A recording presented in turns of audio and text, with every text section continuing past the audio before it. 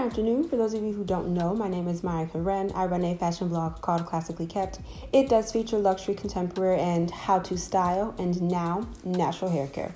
So if you are into any of those things, please consider subscribing and clicking the notification bell. That way you will never miss a video.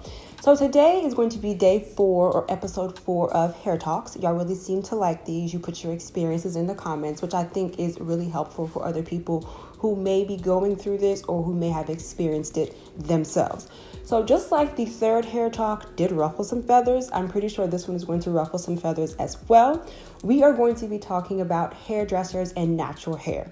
So I'm just going to kind of break it down into 3 parts.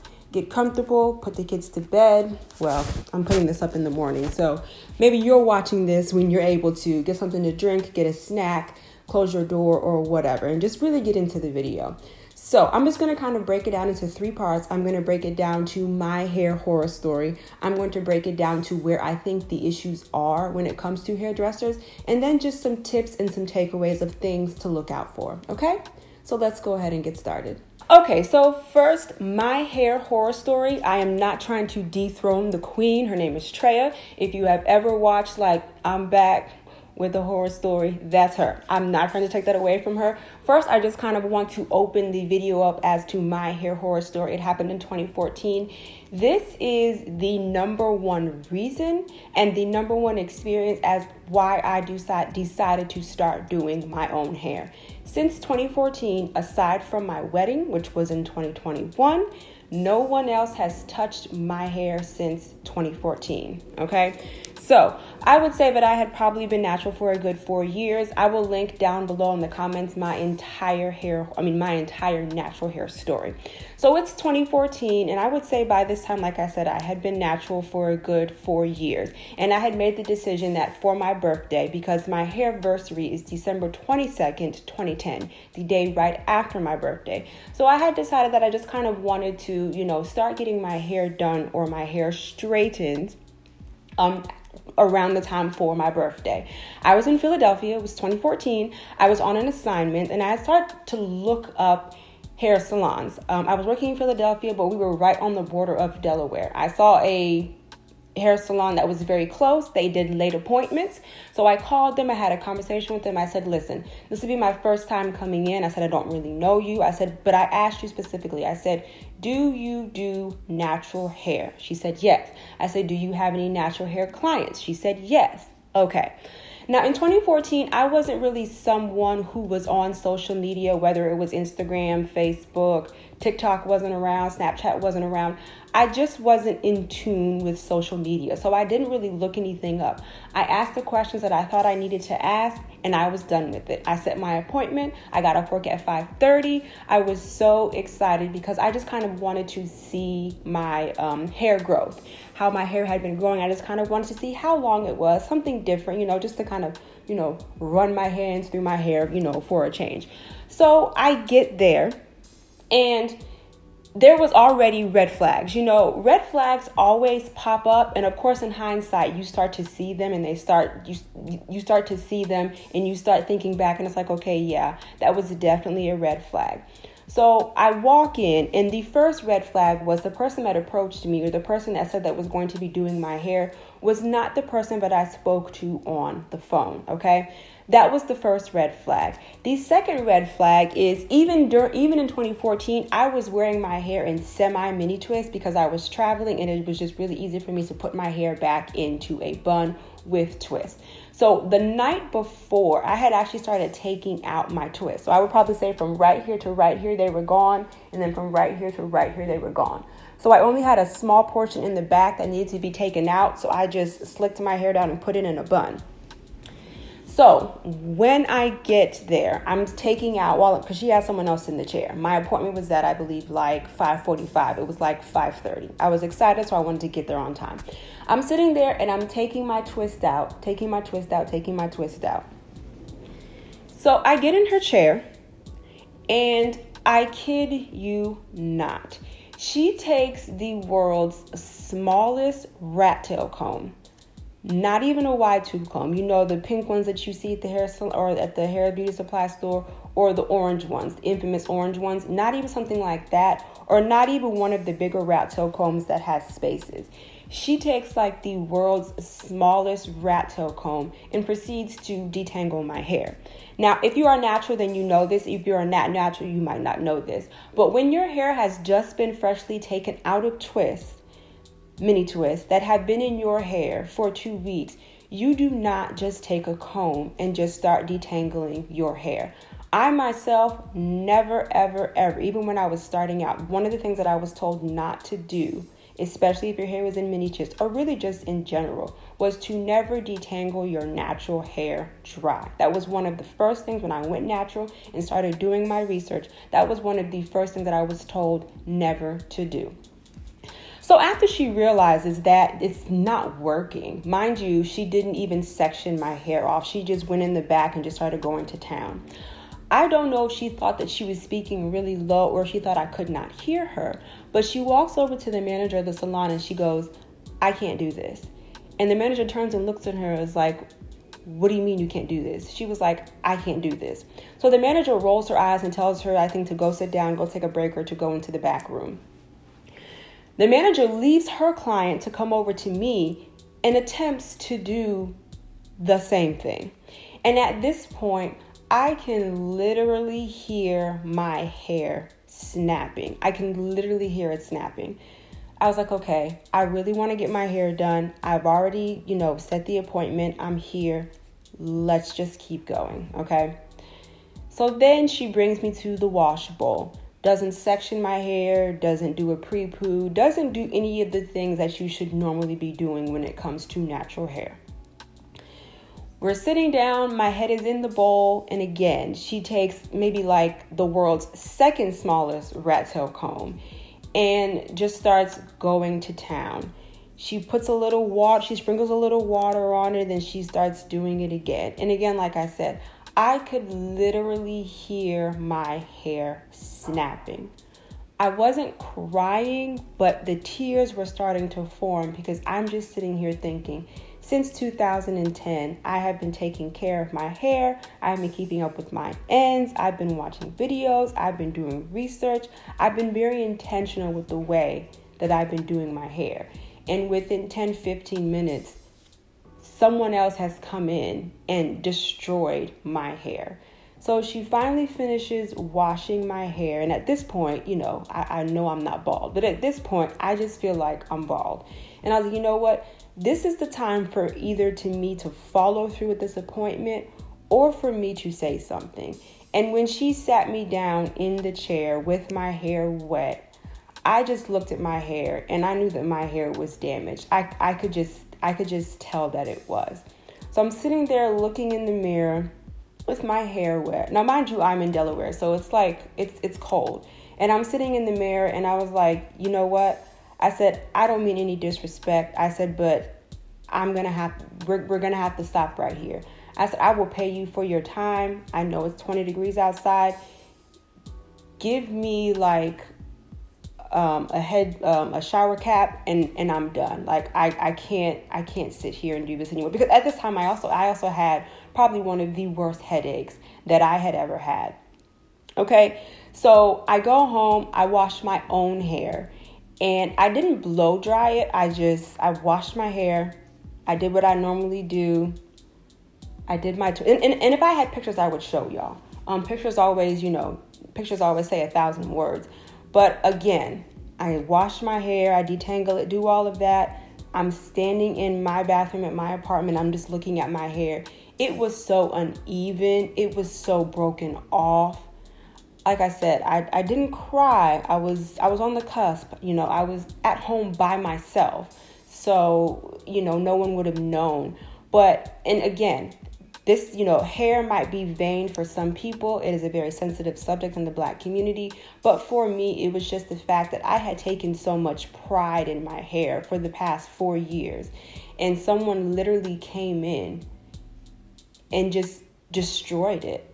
So I would say probably from 2014 to 2016, I was just, nursing my hair back to health. We hadn't gotten to the point where she had put any chemicals in my hair. But just the breakage itself was terrible. So that is when I decided in 2014, I think it was like December 20th, December 19th. I had made the decision that, well, no, it would be after that. Yeah, well, no. So that was, my birthday is December 21st. So I think it was like the 19th or the 20th that I got my hair done. I had made the decision, the conscious decision that, you know what, if I want something done to my hair, it's going to have to come from my own hands. No one else besides my mother, which she hasn't touched my hair either. And not that I don't, because she did my hair when my hair was natural. But she hasn't touched, she's played in it, but she hasn't done it. But that is when I made the decision that no one else was going to touch my hair, and I was going to have to learn how to, of course, still take care of my hair when it was natural, but I was going to have to learn how to flat iron my own hair, okay? So in the comments, let me know what your experience has been. I know mine kind of sounds, trivial, but to me, it wasn't. I know there are people out here who have been burned, scalped, poisoned. So mine seemed, it might seem trivial, but it wasn't to me because of the hard work that I had put into my hair. Okay, so now let's just get into, I just kind of want to touch 5 points as far as hairdressers are concerned and natural hair. And basically what it boils down to, the number one reason is they just simply don't know what they're doing. When you go to cosmetology school, you get a license for all of it, all spectrums, whether it be curly, whether it be straight, whether it be like more towards your 1A, 2B, 3C, or whether it's 4C. There is no license for naturally curly, textured African American hair.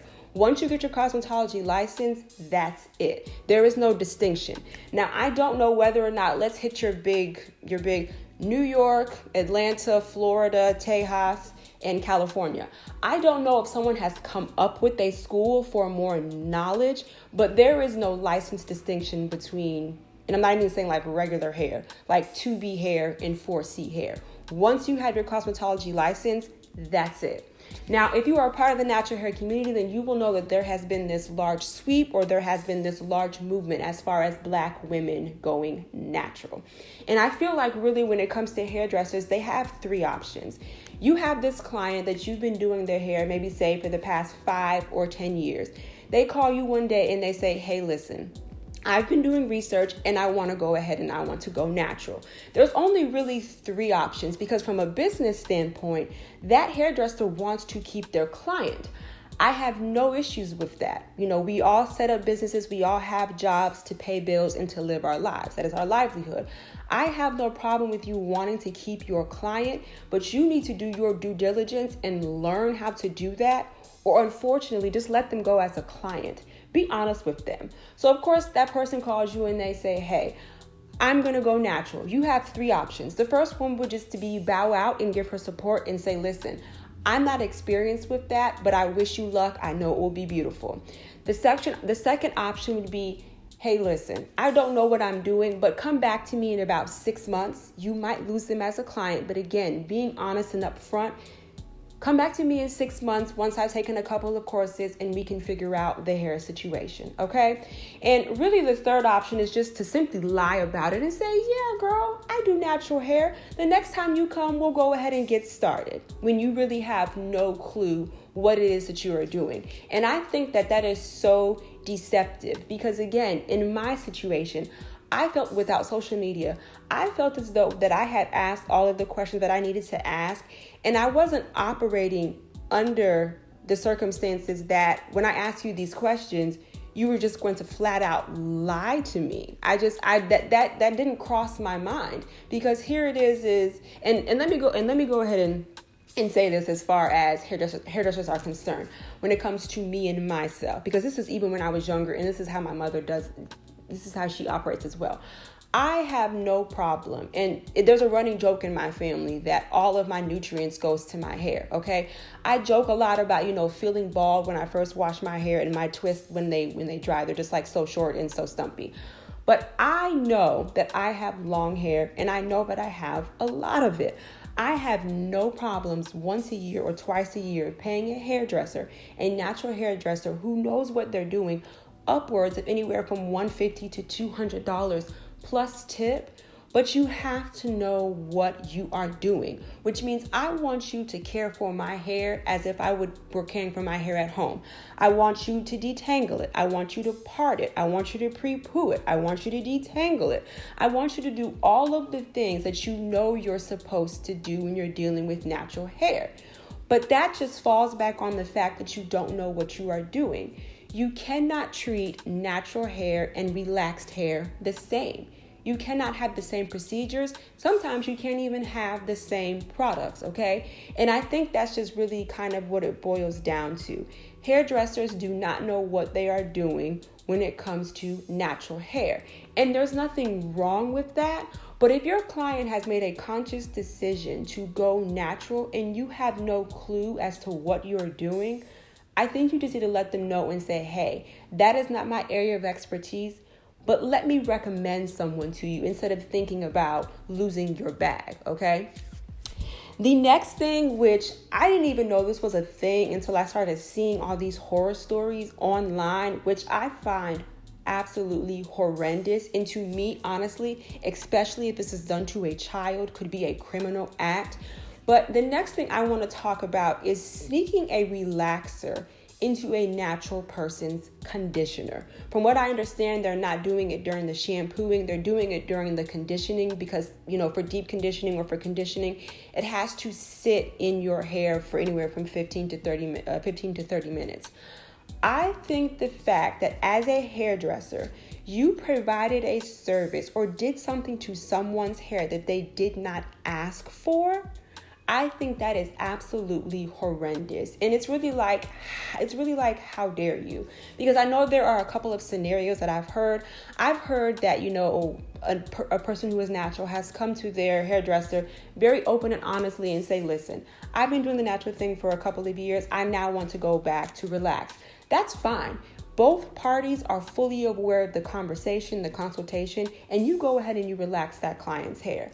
But more oftentimes than not, you will find, which again, I find amazing, you will have either a client or you will have a hairdresser. Typically, it's the hairdresser who will bring it up to the client and say, hey, have you ever thought about relaxing your hair? And the client is just, they're against it. They're like, absolutely not. I love my natural hair. But because you as the hairdresser might see her once or twice a month for your benefit, to make your job easier, to make her hair more manageable, you want to sneak a relaxer into her hair. I find that so horrible. I didn't even know that this was a thing because I just in doing research, just listening to people's YouTube videos, it's actually being done more so to children than it is adults. And most of the time, the mother or whoever drops them off is dropping them off, and they know because it's a salon, they're going to be there for a couple of hours. So what do? They leave the child there. They go run some errands. They might go pick up something to eat. That they might come back. The child's hair looks nice. It looks pressed. It looks beautiful. They go home to get their curls back, and they're trying to figure out what's going on. They're trying to figure out, well, why isn't my child's hair reverting? And what they find out is that their child's hair has actually been relaxed without their confirmation, without their permission. To me, that is criminal because you never know how that child, because I know most of these hairdressers are not doing patch tests. They're so focused on the money. They're so focused on getting their client's hair manageable. They're not doing patch tests, okay? People at home really do patch tests. But when I started seeing more stories about this, it was just amazing to me because it's like, wow, you made a decision for another person's child that could ultimately alter their life. Their hair might fall out. They might have a reaction to it. So you've made a decision for someone. So really you have two options. The mother can either cut it all off and start over, or they can grow it out, or they can continue to come to you to get the relaxer. But why would that mother want to come to you when you were being deceptive to her in the first place? So that's one thing that I have found astonishing that is actually happening. Now, I never followed up with the story, but I did see one where the mother was actually trying to sue the hairdresser. I don't know what happened. I know that in the comments of her story, because it's on YouTube or it's on Facebook, it's something that was sent to me. There were a couple of lawyers in the comments and they said, listen, reach out to me. Here's my information. Excuse me. I don't know what happened, but I think the fact that someone actually had the courage to even file is a step in the right direction. Okay, so excuse the... Probably looks a little different because I actually had to switch from my camera to my phone. The battery had been charging for days and for whatever reason it died. Anyway, so the third point that I kind of want to touch on is texlacs, relaxers, and texturizers. And then within that, we will get into Diva Curl. It seems like to me, and this goes both ways, you do have clients who want their curls to be more manageable, or you do have clients who want to be able to go from curly to straight really easily. As far as the texturizer, the texlacs, and the relaxer, again, I have no issues with that. If that is what makes you feel beautiful, if that's what you want to do, if that's the best way for you to have your hair, then go for it. But again, one of the issues within that category is Diva Curl.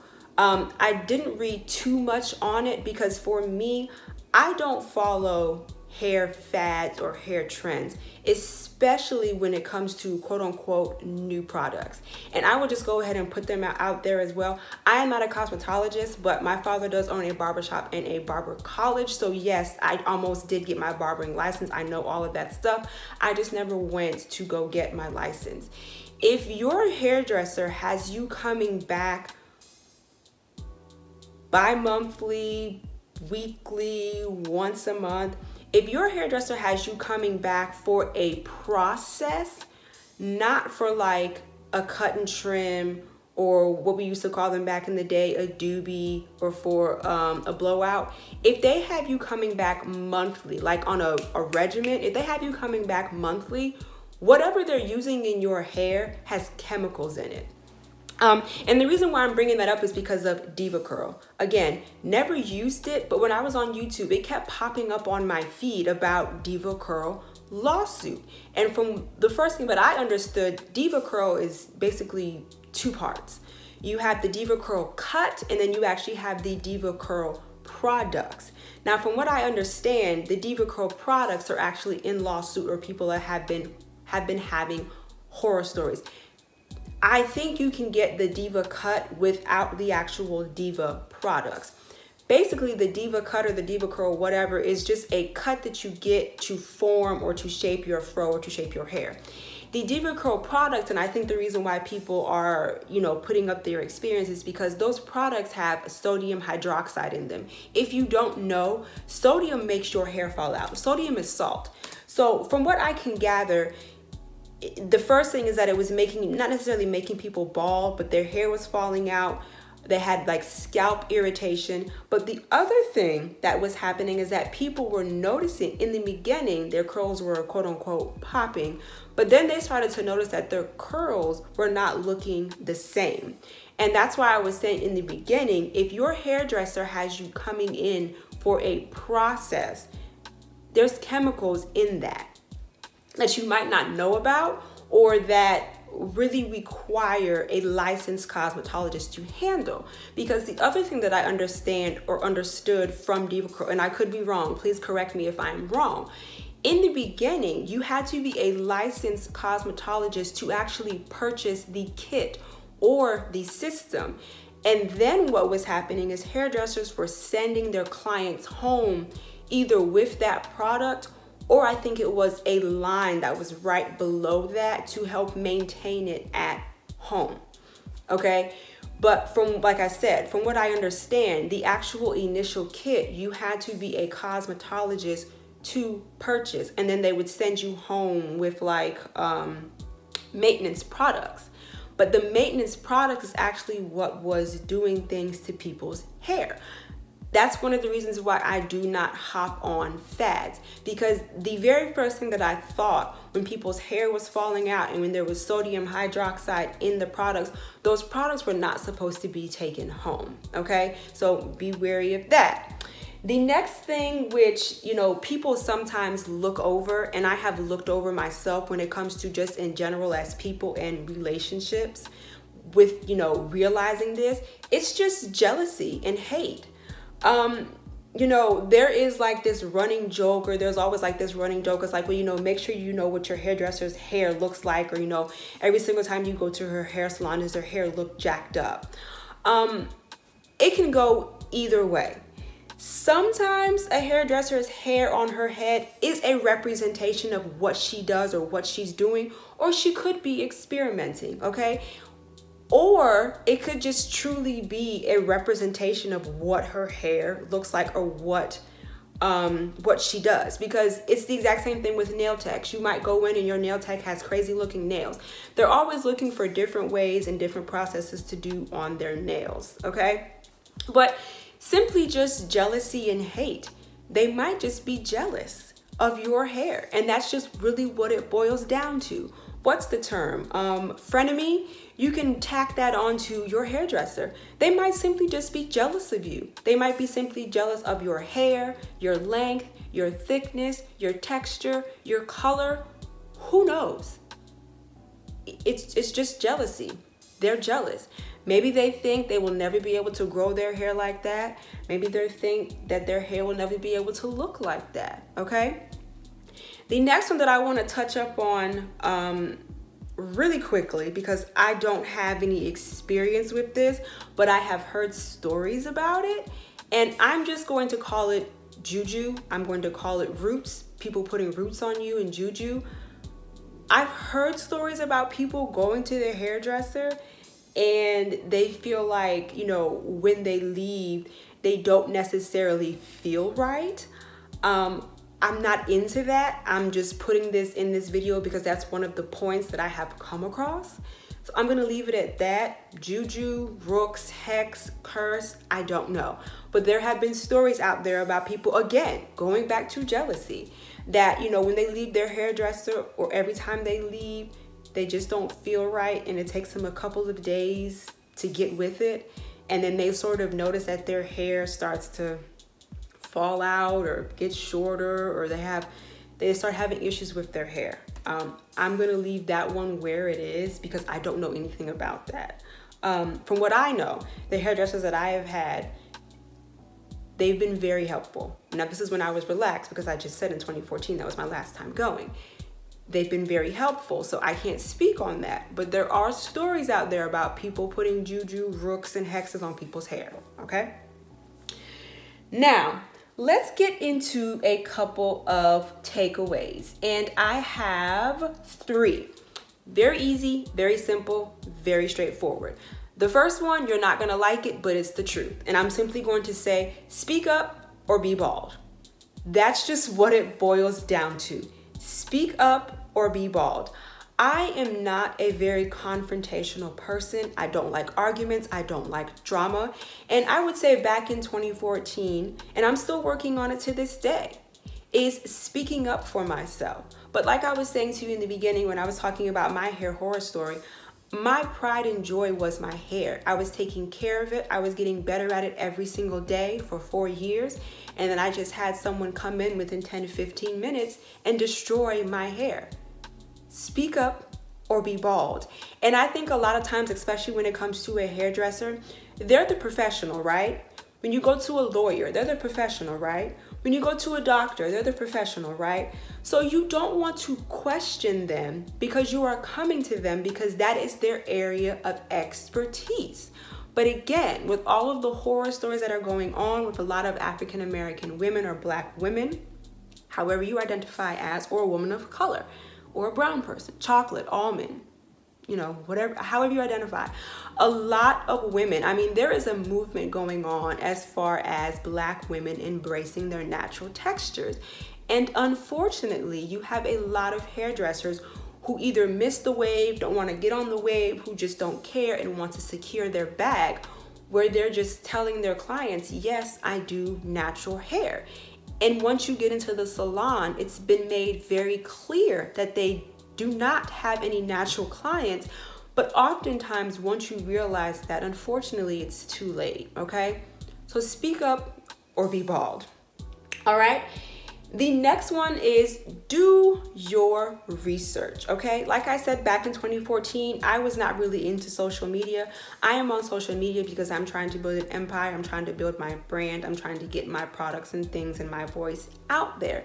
But in the year of 2022, when you look for a new hairdresser, whether you're moving to a different state, different city, different county, that hairdresser, because again, marketing, social media can make someone go viral. It happens every day. In the age of social media, in the age of 2022, the hairdresser that you're speaking to or thinking about going to, they need to have a website. They need to have an Instagram, Snapchat, YouTube. They need to have something to show their work. Do your research, call them, ask questions, look at their Instagram, reach out to one of their clients. I even know females who have actually had a conversation with a hairdresser, and they have actually gone to that hairdresser's salon and just sat there and just looked at how the salon is ran on a day-to-day basis. And I don't think I have the balls to do that, but there are women out there who do. But if you do that, there are a lot of things that you will be able to pick up on. Number one, you'll be able to pick up on red flags. Number two, you will be able to see how the shop is run, just like in everyday processes. Are they answering the phone? Are they doing consultations? How are they treating their customers? What do their customers look like? If they are telling you that they do natural hair and you walk into their salon and every single client is either getting a weave, getting wigs, getting U-parts, whatever, something fake, and you do not see one natural person in there, if you are the only natural person in there, you need to question that as well, okay? Also, if you go into the salon, you'll be able to see if the work that they are putting out or if the work that they are posting on social media is their work. I have heard stories of people stealing other people's pictures, not the work, but the pictures. And then when you go in for your salon or when you go in for your consultation or when you go in for your visit, you don't get anything remotely close as to what you requested. I know y'all have seen those videos, what I requested versus what I got. I've seen some of those stories or I've seen some of those pictures, and it doesn't even remotely look like the same person did the work, okay? So if you have the gumption to actually go in and sit in the salon and you're not doing anything that weekend or that day, I would encourage you to do that, simply so that everything that you are seeing online or every conversation or everything that was mentioned in that conversation is what's actually happening in the salon, okay? Do your research. If something doesn't feel right, cancel the appointment or just don't go, okay? If you walk into the salon and the hairdresser is having a bad day or they might be having an off day, reschedule, okay? I don't think people sometimes realize that when you are upset, just like in one of my hair videos, don't do your hair while you're upset. Also, don't let someone else do your hair while they're upset, okay? The last point, which should be obvious, but I'm just gonna go ahead and say it, is learn how to do your own hair. Now, I will say this is the route that I took, but there is going to be a learning curve, okay? Back in 2017 was the first time that I straightened my hair. If you had seen my straighten my hair video for 2021, I told you that in 2017, I looked crazy. I told you in 2018, I looked half crazy. And I told you in 2019, I was getting there, okay? There's going to be a learning curve. There's going to be an awkwardness. If I had pictures of when I straightened my hair in 2017, I would show y'all, okay? It was like a lion's mane. I mean, it was long, but it just looked crazy. Finally, I just put it back in a bun and just waited until it was time to wash my hair.